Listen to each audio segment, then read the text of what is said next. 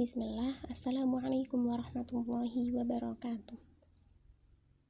Alhamdulillahi rabbil alamin, wassalatu wassalamu ala asyrafil anbiya'i wal mursalin, wa ala alihi wa sahbihi ajma'in, amma ba'd. Sebelumnya, izinkan kami memperkenalkan diri. Kami dari kelompok 3 yang beranggotakan Unaisah dan Yumna dari Prodi Pendidikan Bahasa Arab, Sekolah Tinggi Agama Islam Masjid Syuhada. Di sini kami diberikan kesempatan untuk presentasi dalam matkul Pancasila yang diampu oleh Ibu Mega Primaningtyas MPDI dengan judul Pancasila sebagai Sistem Filsafat.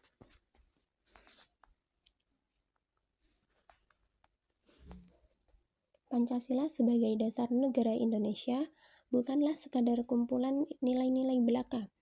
Ia merupakan hasil perenungan mendalam para pendiri bangsa yang berusaha merumuskan sebuah sistem filsafat yang mampu menjadi landasan bagi kehidupan berbangsa dan bernegara.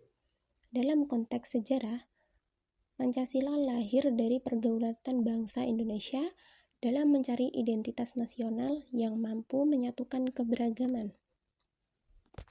Filsafat Pancasila itu merupakan suatu sistem pemikiran yang komprehensif, mencakup seluruh aspek kehidupan manusia. Kelima sila yang terkandung di dalamnya saling berkaitan dan membentuk suatu kesatuan yang utuh. Sebagai sistem filsafat, Pancasila tidak hanya memberikan jawaban atas pertanyaan-pertanyaan metafisik, tetapi juga memberikan pedoman praktis dalam kehidupan sehari-hari. Pengertian filsafat.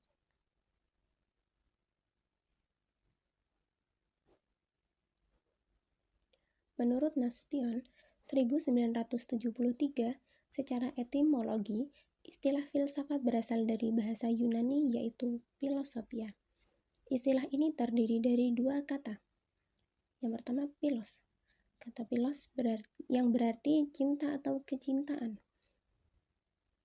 Yang kedua, sophia yang berarti kebijaksanaan atau pengetahuan. Sedangkan secara harfiah adalah cinta, kebijaksanaan. Kebijaksanaan selalu dihubungkan dengan arti bijak atau wise. Lalu, apa arti cinta dan akan kebijaksanaan? Yang pertama, mencari kebenaran.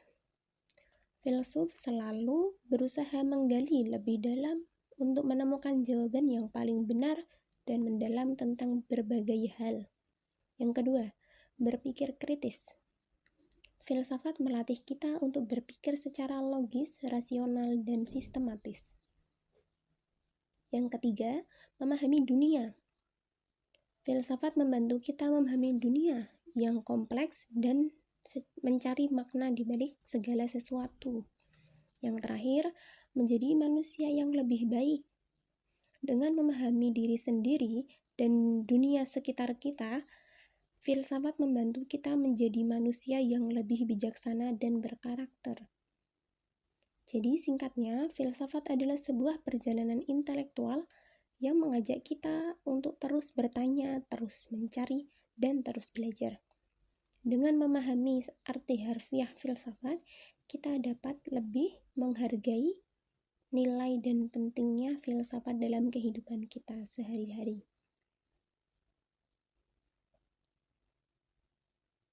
Kemudian cabang-cabang filsafat.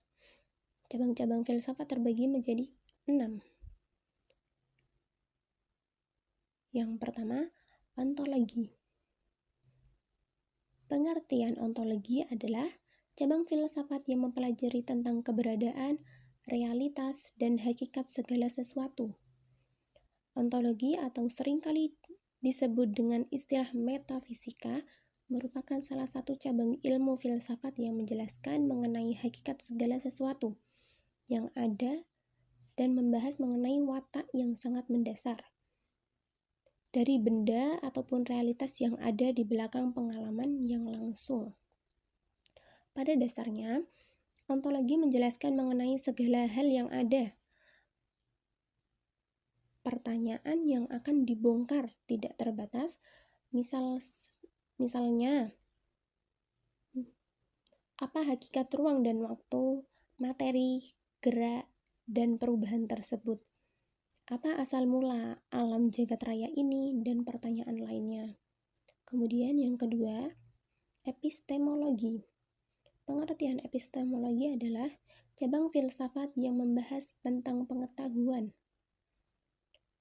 Pertanyaan yang paling mendasar yaitu, apa itu mengetahui? Apa asal mula pengetahuan kita? Bagaimana cara kita mengetahui bahwa kita memiliki pengetahuan? Bagaimana cara kita mendapat pengetahuan? Dan pertanyaan lainnya. Dengan begitu, epistemologi membahas mengenai hakikat objek formal dan juga material ilmu pendidik. Kemudian yang ketiga, metodologi. Pengertian metodologi adalah cabang filsafat yang berkaitan dengan persoalan hakikat metode ilmiah. Jadi, ilmu metodologi ini mencakup pertanyaan-pertanyaan yang mendasar tentang bagaimana kita bisa yakin akan kebenaran suatu klaim. Apa saja batasan pengetahuan kita, dan metode apa yang paling efektif untuk mencapai pengetahuan yang valid. Misal, metode ilmiah dalam ilmu sejarah, dalam ilmu sosiologi, dalam ilmu ekonomi, dan ilmu-ilmu lain sebagainya, yang dilakukan dengan sifat observasi, eksperimen, dan lain sebagainya. Kemudian yang keempat, logika. Pengertian logika adalah cabang filsafat yang mempelajari tentang penalaran yang benar dan valid. Logika membantu kita untuk berpikir secara sistematis dan menghindari kesalahan dalam berargumentasi. Jadi, dengan kata lain, logika adalah salah satu cabang filsafat yang berbicara mengenai aturan berpikir, supaya dengan adanya aturan tersebut bisa diambil kesimpulan yang benar. Berarti diartikan, logika merupakan pengkajian yang sistematis mengenai aturan untuk menguatkan premis atau sebab tentang konklusi aturan tersebut, sehingga bisa kita gunakan untuk membedakan argumen yang baik dan mana argumen yang tidak baik. Kemudian yang kelima, etika. Pengertian etika adalah cabang filsafat yang membahas tentang nilai-nilai moral dan perilaku yang baik. Jadi, etika itu merupakan cabang filsafat yang sistematis yang membahas tentang moralitas. Moralitas ialah suatu himpunan ide mengenai hal-hal yang baik atau buruk pada perilaku manusia dan hal-hal yang benar atau salah pada tindakan manusia. Etika mencari jawaban atas pertanyaan-pertanyaan seperti apa itu yang baik, apa itu yang buruk, dan bagaimana kita harus bertindak. Kemudian yang terakhir, estetika. Pengertian estetika adalah cabang filsafat yang mempelajari tentang keindahan dan seni. Estetika ini adalah ilmu yang membahas bagaimana keindahan dapat terbentuk, serta bagaimana dapat merasakannya. Estetika membahas pertanyaan-pertanyaan seperti, apa itu keindahan? Mengapa kita menikmati seni? Dan apa hubungan antara seni dan kehidupan? Kemudian,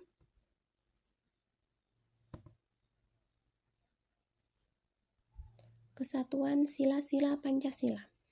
Pancasila ini bukan sekedar kumpulan 5 sila yang berdiri sendiri-sendiri, melainkan sebuah sistem nilai yang terstruktur dan saling berkaitan secara logis.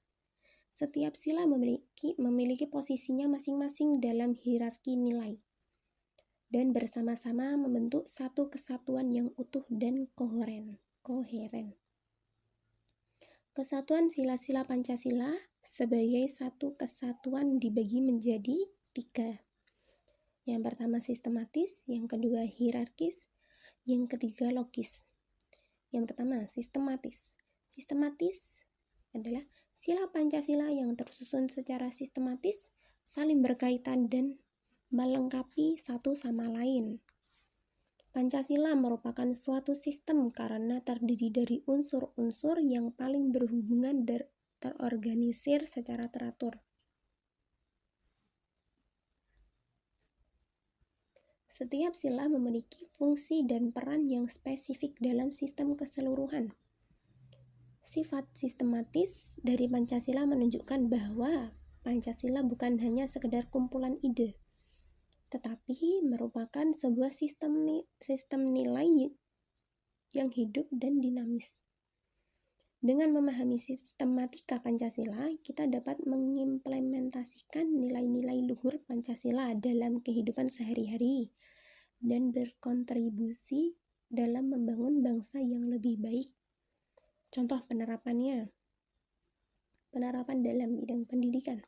Pendidikan di Indonesia harus menanamkan nilai-nilai Pancasila secara sistematis, mulai dari pengenalan sila pertama hingga penerapannya dalam kehidupan sehari-hari. Kemudian yang kedua, hierarkis. Sila-sila Pancasila memiliki hierarki atau tingkatan, yaitu ketika kita mengatakan bahwa sila-sila Pancasila bersifat hierarkis, artinya sila-sila tersebut memiliki tingkatan atau urutan tertentu. Sila yang satu menjadi dasar atau landasan bagi sila lainnya, atau menjadi pondasi. Ketuhanan Yang Maha Esa menjadi dasar dan sumber nilai bagi sila-sila lainnya, sila-sila berikutnya.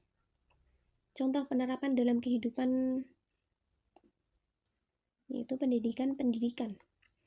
Pendidikan karakter di sekolah harus dimulai dari penanaman nilai-nilai ketuhanan sebagai dasar. Kemudian dilanjutkan dengan nilai-nilai kemanusiaan, persatuan, demokrasi, dan keadilan sosial. Kemudian yang ketiga, logis. Hubungan antara sila-sila Pancasila bersifat logis.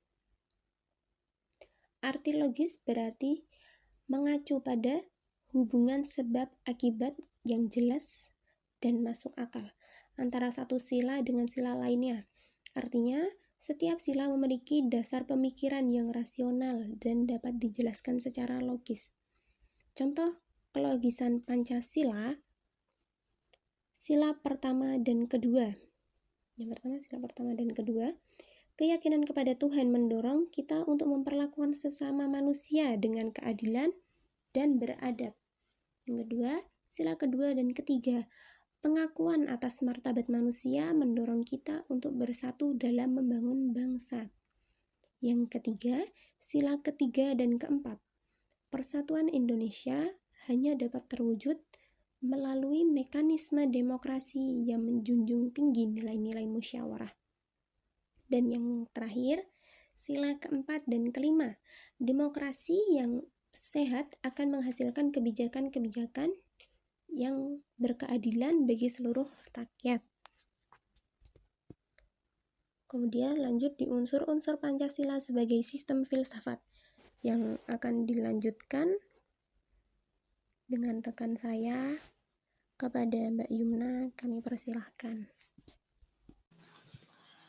Baik, di sini saya akan meneruskan materi dari Mbak Unaisah. Kita masuk pada unsur-unsur Pancasila sebagai sistem filsafat. Sila pertama yaitu ketuhanan yang Maha Esa.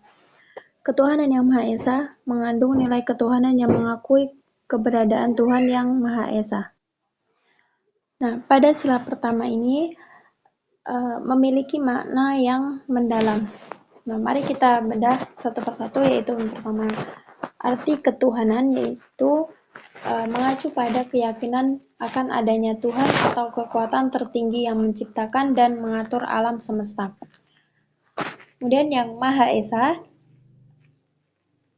menegaskan bahwa Tuhan yang kita percayai adalah satu, tunggal, dan tidak ada tandingannya. Pancasila ini adalah ketuhanan yang Maha Esa adalah pondasi spiritual bangsa Indonesia. Nilai-nilai yang terkandung di dalamnya sangat relevan dengan kehidupan bermasyarakat yang majemuk dan pluralis sebagai Indonesia. Nah, dengan memahami dan mengamalkan sila pertama ini, kita dapat membangun bangsa yang beradab, bermartabat, dan menjunjung tinggi nilai-nilai kemanusiaan. Kita masuk ke sila kedua, kemanusiaan yang adil beradab, mengandung nilai kemanusiaan yang menjunjung tinggi hakikat dan martabat manusia. Sebagai bangsa yang berketuhanan yang Maha Esa dengan sendirinya, bangsa kita mempunyai rasa kemanusiaan yang luhur. Nah, pada hakikatnya, kemanusiaan adalah bawaan kodrat manusia. Peri kemanusiaan adalah nilai khusus yang bersumber pada nilai kemanusiaan. Peri kemanusiaan adalah yang bersumber pada kemanusiaan yang membedakan manusia dengan makhluk yang lain. Berdasarkan pengertian tersebut, sebenarnya semua bangsa mesti mempunyai kemanusiaan. Begitu pula bangsa Indonesia bahwa kemanusiaannya adalah adil dan beradab. Adil di sini berarti memberikan kepada orang lain apa yang menjadi haknya dan tahu apa haknya sendiri. Kemudian arti beradab adalah mempunyai adab dan mempunyai sopan santun. Masuk ke sila ketiga yaitu Persatuan Indonesia. Persatuan Indonesia mengandung nilai persatuan Indonesia yang menekankan bahwa pentingnya persatuan dan kesatuan bangsa Indonesia. Bangsa Indonesia sendiri dengan ciri-cirinya yang rukun, bersatu dan kekeluargaan, bertindak bukan semata-mata atas perhitungan untung rugi dan pamrih serta kepentingan pribadi. Nah, oleh karena itu, unsur persatuan sudah terdapat di dalam kehidupan masyarakat Indonesia, bahkan sudah dilaksanakan oleh mereka. Masuk ke sila keempat, yaitu kerakyatan yang dipimpin oleh hikmat kebijaksanaan dalam permusyawaratan atau perwakilan. Sila keempat ini mengandung nilai kerakyatan yang menjunjung tinggi kedaulatan rakyat. Nah, kerakyatan dalam sila keempat yang berarti bahwa berdaulat atau yang berkuasa adalah rakyat. Dalam bahasa lain, kerakyatan disebut demokrasi, berasal dari kata Yunani demos yang artinya rakyat, kratos yang berarti berdaulat. Nah, sila keempat ini berbunyi kerakyatan dipimpin oleh hikmat kebijaksanaan dalam permusyawaratan perwakilan ini mengandung jantung dari sistem pemerintahan Indonesia. Sila ini menegaskan bahwa kekuasaan tertinggi berada di tangan rakyat dan segala keputusan negara diambil melalui musyawarah untuk mencapai kata mufakat. Masuk ke sila kelima, yaitu keadilan sosial bagi seluruh rakyat Indonesia. Sila kelima ini mengandung nilai keadilan bagi seluruh rakyat Indonesia. Nah, sila kelima ini merupakan cerminan cita-cita bangsa untuk mewujudkan masyarakat yang adil dan makmur. Konsep keadilan sosial ini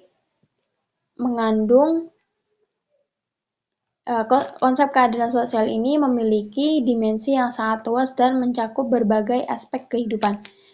Istilah adil yaitu mewujudkan bahwa orang harus memberi kepada orang lain apa yang menjadi haknya dan tahu mana haknya sendiri serta tahu apa kewajibannya kepada orang lain dan dirinya.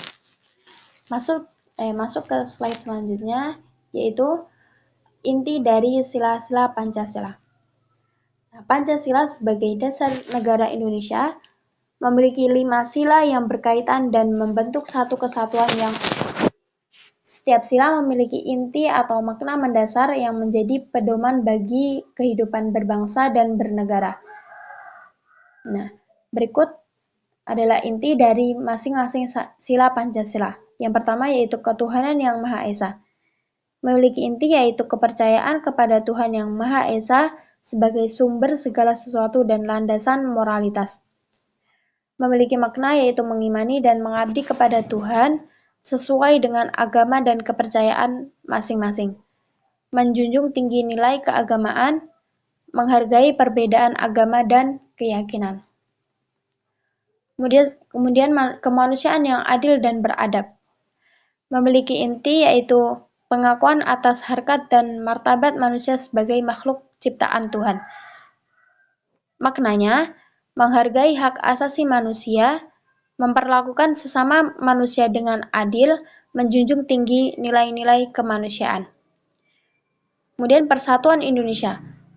Intinya, kesatuan bangsa Indonesia di atas segala perbedaan. Memiliki makna yaitu menjaga persatuan dan kesatuan bangsa, menghargai keberagaman suku, budaya, dan agama, mewujudkan Bhinneka Tunggal Ika.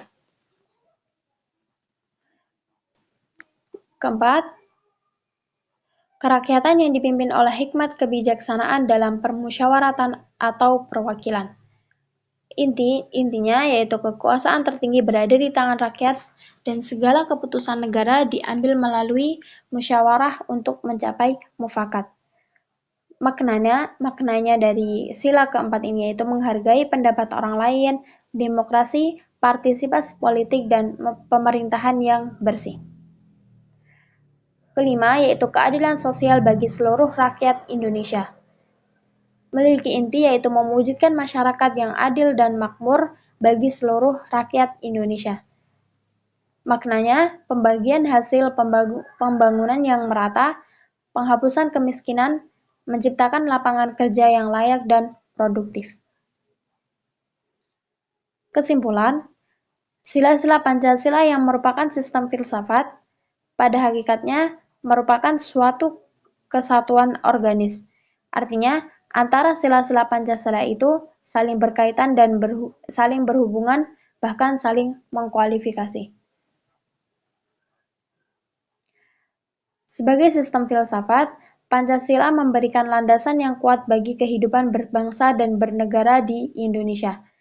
Pancasila tidak hanya menjadi pedoman moral, tetapi juga menjadi dasar dalam mengambil keputusan-keputusan penting bagi bangsa. Nah, kemudian ada tambahan dari kelima inti Pancasila ini, kita dapat simpulkan bahwa Pancasila mengajarkan kita untuk hidup rukun, saling menghormati, dan bekerja sama untuk membangun Indonesia yang lebih baik.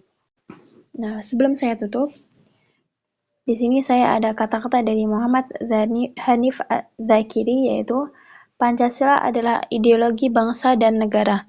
Artinya juga ideologi semua orang bangsa Indonesia yang menyatukan dan mempersatukan kita yang berbeda-beda. Terakhir saya tutup, apabila ada kurangnya, kami mohon maaf. Wassalamualaikum warahmatullahi wabarakatuh.